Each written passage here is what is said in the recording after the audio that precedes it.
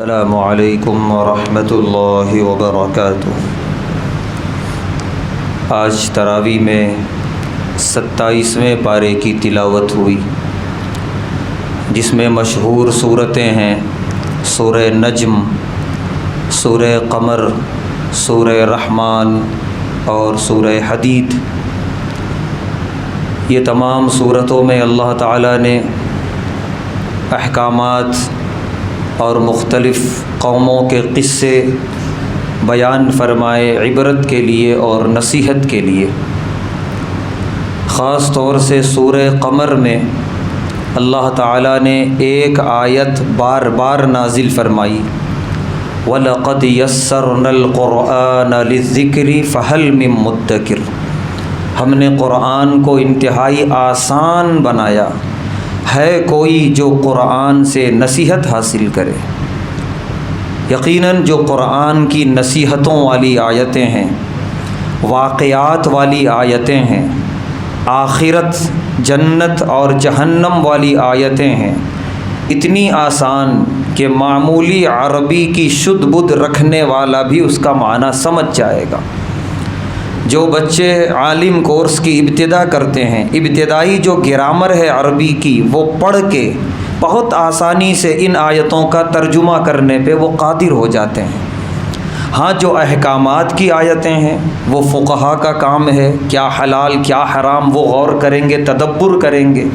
لیکن اللہ نے نصیحتوں والی آیتوں کی طرف دعوت دی، ہے کوئی نصیحت حاصل کرنے والا۔ قرآن نصیحتوں والی کتاب، ہدایت والی کتاب، لیکن ہم نے اسے بنا دیا، اللہ معاف کرے، قسم کھانے والی کتاب۔ آپسی اختلافات ہو، لڑائیاں ہوں، چلو بھائی قسم کھانا ہے، قرآن اٹھایا جائے گا۔ اس کے لیے قرآن اللہ نے نازل کیا تھا، تم آپس میں لڑو تو اس کو قرآن کو بیچ میں لاؤ قسم کھانے کے لیے۔ یہ بھی تو کر سکتے ہو، وضو کر کے قرآن کھولو کہ تمہاری لڑائی میں کون حق پہ ہے وہ دیکھو قرآن کے اندر۔ یہ نہیں ہوگا، ضد ہے میں حق پر ہوں، ادھر بھی ضد ہے میں حق پر ہوں، قرآن پر ہاتھ رکھ کے قسمیں کھانے تیار، لیکن اندر کیا قرآن کہہ رہا ہے وہ سمجھنے کے لیے تیار نہیں۔ یہ ہے ہماری مسلمانیت اور یہ ہے ہمارا اسلام۔ بیٹی کو جہیز دینا ہے، لسٹ میں سب سے پہلے قرآن کریم، سب سے پہلے قرآن کریم بھیجا جاتا ہے بیٹی کے سسرال۔ بلکہ پڑوس ملکوں میں یہ رواج ہے مسلمانوں میں کہ بیٹی کو کے سر پہ قرآن رکھ کے اس کا سایہ کر کے جو ہے رخصت کرتے ہیں، قرآن کے سائے میں رخصت کر رہے ہیں۔ سب خرافات۔ جہیز میں قرآن نہ لینا ہے نہ دینا ہے، جہیز تو سیدھے سے حرام ہے، وہ بات کی بات، لیکن قرآن کہاں سے آ گیا اس کے اندر؟ قرآن اللہ نے آسمان سے ہر ایک کے لیے اتارا ہے، ہر وقت کے لیے اتارا ہے، شادی سے پہلے کی زندگی ہو یا شادی کے بعد کی۔ ہے کوئی ہدایت حاصل کرنے والا، ہے کوئی نصیحت حاصل کرنے والا، قرآن بار بار آواز لگا رہا ہے۔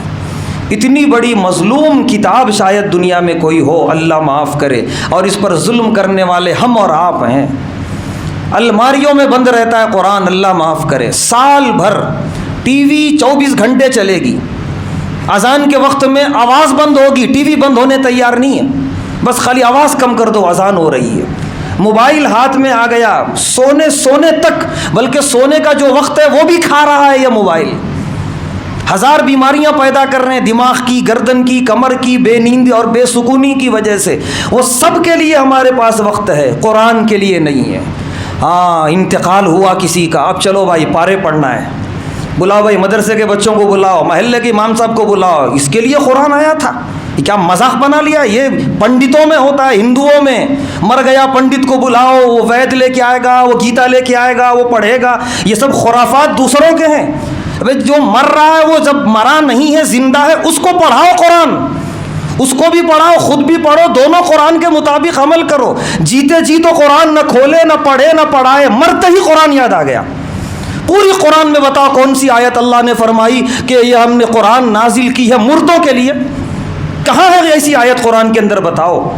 وہ الگ بات ہے، فقہا نے ایک شکل نکالی ہے، سال ثواب کے لیے مسجد بنانا ہے، بورنگ ڈالنا ہے، اور جو ہے سو غریبوں کو کھانا کھلانا ہے، اسی میں یہ بھی ہے کہ قرآن بھی پڑھ کے بخش دو۔ لیکن ہم نے جو حرکت بنا دی، حرکت کر لی، مرتے ہی جو ہے قرآن یاد آتا ہے۔ محلے کے امام صاحب، مدرسے کے حافظ صاحب، قرآن اس کے لیے آیا ہی نہیں ہے، سیدھی سیدھی بات، چاہے اب یہ بات ہمیں ہضم ہو یا نہ ہو۔ گھر میں شادی کا موقع ہو، گھر میں ولیمے کا موقع ہو، کسی تقریب کا موقع ہو، اس دن کے لیے بھی قرآن آیا ہے میرے بھائی، لیکن اس دن قرآن کہاں رہتا ہے؟ ارے الماری میں بندھا ہے، اس کو باہر لانا ہی نہیں ہے۔ وہ تو چھوڑو، اس کی بات کرنے والے بھی نہیں آنا بیچ میں، باجا وجا بج رہا ہے، آرکیسٹرا ہے، وہ دھوم دھڑاکا شیطانیت پوری ہے، کوئی بیچ میں بول دے یہ حرام ہے، چہرے بدلنے لگتے ہیں۔ بھائی کروڑوں روپے ہم نے خرچ کیا، آگے سیدھا امام صاحب حرام ہے بول کے چلے گئے، واہ واہ واہ۔ قرآن تو چھوڑو، قرآن کی زبان بولنے والے برداشت نہیں ہوتے ایسے موقع پہ میرے بھائی۔ اس دن کے لیے بھی قرآن آیا ہے، خالی مردوں کے لیے نہیں آیا، خالی قبرستان جانے آنے کے لیے قرآن نہیں آیا، قرآن ان تمام وقتوں کے لیے آیا ہے۔ ظالم ہے ہم، ظالم۔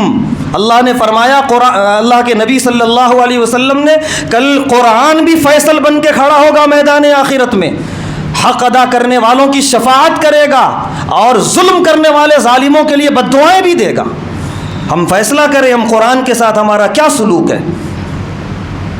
ایک آیت آج پڑھی گئی ہے سورہ حدید کی، الم یعن للذین آمنوا، اس پر ایک واقعہ بڑا مشہور ہے۔ عراق کا بہت بڑا ڈاکو، بلکہ بعد میں اللہ کے ولی بن گئے، اللہ معاف کرے ڈاکو بولنے پر، جوانی میں بہت بڑے ڈاکو تھے، فضیل ابن عیاض، بہت بڑے اللہ کے ولی بنے بعد میں، ڈاکوؤں کے سردار تھے۔ ان کی ٹولی جہاں حملہ کرتی تھی، مشہور تھا کہ پھر وہ اس کا جس مسافرین کے قافلے پہ حملہ کرتے تھے تو ان کا بچنا، ان کے سامانوں کا بچنا یہ ناممکن تھا، ایسا وہ حملہ کرتے تھے، ڈاکہ ڈالتے تھے۔ ڈاکے ہی کی نیت سے ایک چھت پہ کودے، چھت کے نیچے قرآن پڑھنے کی آواز آ رہی تھی اور یہ آیت پڑھی جا رہی تھی، پڑھنے والا یہ آیت پڑھ رہا تھا سورہ حدید کی، الم یعن للذین آمنوا، کیا ابھی وقت نہیں آیا مومنین کے لیے، ان تخشع قلوبہم، کہ ان کے دل ڈریں، لذکر اللہ، اللہ کے ذکر سے، اللہ کے کلام سے، اللہ کی قرآن سے سن کے پڑھ کے ان کے دل میں خشیت طاری ہو، وہ ڈریں۔ اگر وقت اب نہیں آیا تو کب آئے گا؟ فضیل بن عیاض کے پیر وہیں رک گئے۔ وہ کہتے ہیں مجھے ایسا لگا کہ رب عرش سے مجھے پکار رہا ہے، کب تک یہ زندگی، یہ گناہوں والی یہ بے لذت زندگی کب تک، ابھی وقت نہیں آیا؟ وہاں سے پلٹے، توبہ کی ہے انہوں نے اور ایسی زندگی گزاری۔ ڈاکوؤں کے سردار ایک بہت بڑے صالح اور ولی بن کے اس دنیا سے رخصت ہوئے۔ اس قرآن کی آیت نے ان کو ہلا کے رکھ دیا۔ ایسی کتنی آیتیں ہیں۔ شرط یہ ہے کہ ہم کھولیں، ہم پڑھیں، ہم سمجھیں۔ مرنے، پیدا ہونے سے لے کے مرنے تک کے لیے قرآن آیا ہے اور ہم رخصت ہو جائیں گے، قرآن رخصت نہیں ہوگا ہمارے پیچھے، یہ ہمارے لیے صدقہ جاریہ بنے گا، کل آخرت میں ہمارا رفیق بن کر ہماری شفاعت کرائے گا، جنت تک ہمارا ساتھ دے گا۔ ایسا رفیق دنیا میں ہمارا کوئی نہیں ہے۔ لہذا ہم عہد کریں، تہیہ کریں، اپنی زندگی میں ایک بڑا حصہ قرآن کو دیں گے، اور آج طاق رات ہے اس کا اکثر حصہ قرآن کی تلاوت کرتے ہوئے اور اللہ سے فریاد کرتے ہوئے انشاءاللہ گزاریں گے کہ بارہ الہ ہمیں بھی قرآن کے ذریعے تبدیل ہونے والوں میں شامل فرما لے۔ اللہ تبارک و تعالیٰ سے دعا ہے، اللہ تبارک و تعالیٰ ہم تمام کو ان باتوں پر اور قرآنی احکامات پر عمل کرنے کی توفیق عطا فرمائے۔ وآخر دعوانا الحمد للہ رب العالمین۔